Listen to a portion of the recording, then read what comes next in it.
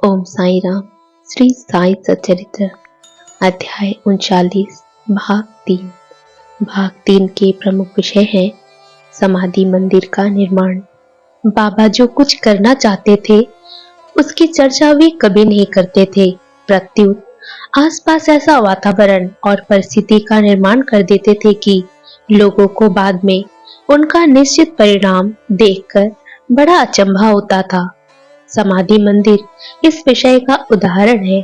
नागपुर के प्रसिद्ध लक्षाधिपति श्रीमान बापू साहेब बूटी सकुटुंब शिरडी में रहते थे।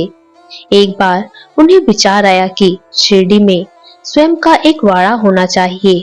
कुछ समय के पश्चात जब वे दीक्षित वाड़े में निद्रा ले रहे थे तो उन्हें एक स्वप्न हुआ। बाबा ने स्वप्न में आकर उनसे कहा कि तुम अपना एक वाड़ा और एक मंदिर बनवाओ। श्यामा भी वहीं शयन कर रहा था और उसने भी ठीक वैसा ही स्वप्न देखा। बापू साहेब जब उठे तो उन्होंने श्यामा को रुदन करते देखकर उसे रोने का कारण पूछा। तब श्यामा कहने लगा, अभी अभी मुझे एक स्वप्न आया था कि बाबा मेरे बिल्कुल समीप आए और स्पष्ट शब्दों में कहने लगे कि मंदिर के साथ वाड़ा बनवाओ, मैं समस्त भक्तों की इच्छा पूर्ण करूंगा। बाबा के मधुर और प्रेमपूर्ण शब्द सुनकर मेरा प्रेम उमड़ पड़ा तथा गला रुध गया और मेरी आंखों से अश्रुओं की धारा बहने लगी, इसलिए मैं जोर से रोने लगा। बापू साहेब बूटी को आश्चर्य हुआ कि दोनों के स्वप्न एक से ही हैं। धनाढ्य तो वे थे ही। उन्होंने वाड़ा निर्माण करने का निश्चय कर लिया और श्यामा के साथ बैठकर एक नक्शा खींचा। काका साहेब दीक्षित ने भी उसे स्वीकृत किया और जब नक्शा बाबा के समक्ष प्रस्तुत किया गया तो उन्होंने भी तुरंत स्वीकृति दे दी। तब निर्माण कार्य प्रारंभ कर दिया गया और श्यामा की देखरेख में नीचे मंजिल, तहखाना और कुआं बनकर तैयार हो गया। बाबा भी लेंडी को आते जाते समय परामर्श दे दिया करते थे। आगे यह कार्य बापू साहेब जोग को सौंप दिया गया। जब कार्य इस तरह चल ही रहा था उसी समय बापू साहेब जोग को एक विचार आया कि कुछ खुला स्थान भी अवश्य होना चाहिए जिसके बीचों बीच मुरलीधर की मूर्ति की भी स्थापना की जाए। उन्होंने अपना विचार श्यामा को प्रकट किया तथा बाबा से अनुमति प्राप्त करने को कहा।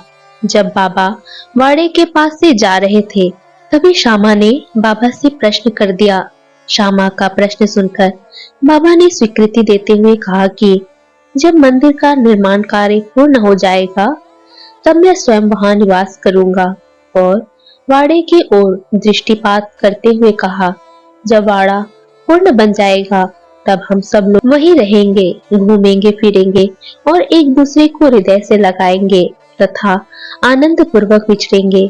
जब श्यामा ने बाबा से पूछा कि क्या यह मूर्ति के मध्य कक्ष की नींव के कार्य आरंभ का शुभ मुहूर्त है, तब उन्होंने स्वीकारात्मक उत्तर दे दिया। तभी श्यामा ने एक नारियल लाकर तोड़ा और कार्य प्रारंभ कर दिया। ठीक समय में सब कार्य पूर्ण हो गया और मुरलीधर की एक सुंदर मूर्ति बनवाने का प्रबंध किया गया। अभी उसका निर्माण कार्य प्रारंभ भी न हो पाया था कि एक नवीन घटना घटित हो गई। बाबा की स्थिति चिंताजनक हो गई और निराश से हो गए। उन्होंने सोचा कि यदि बाबा चले गए तो वाड़ा उनके पवित्र चरण स्पर्श से वंचित रह जाएगा और मेरा यह सब रुपया व्यर्थ हो जाएगा। परंतु अंतिम समय बाबा के श्रीमुख से निकले हुए वचनों ने मुझे वाड़े में ही रखना केवल बूटी साहेब को ही सांत्वना नहीं पहुंचाई वरन अन्य लोगों को भी शांति प्रदान की। कुछ समय के पश्चात बाबा का पवित्र शरीर मुरलीधर की मूर्ति के स्थान पर रख दिया गया। बाबा स्वयं मुरलीधर बन गए और वाड़ा साईं बाबा का समाधि मंदिर। उनकी अगाध लीलाओं की थाह कौन पा सका। श्री बापू साहेब बूटी धन्य है जिनके वाड़े में बाबा का दिव्य और पवित्र पार्थिव शरीर अब विश्राम कर रहा है। ओम साई राम।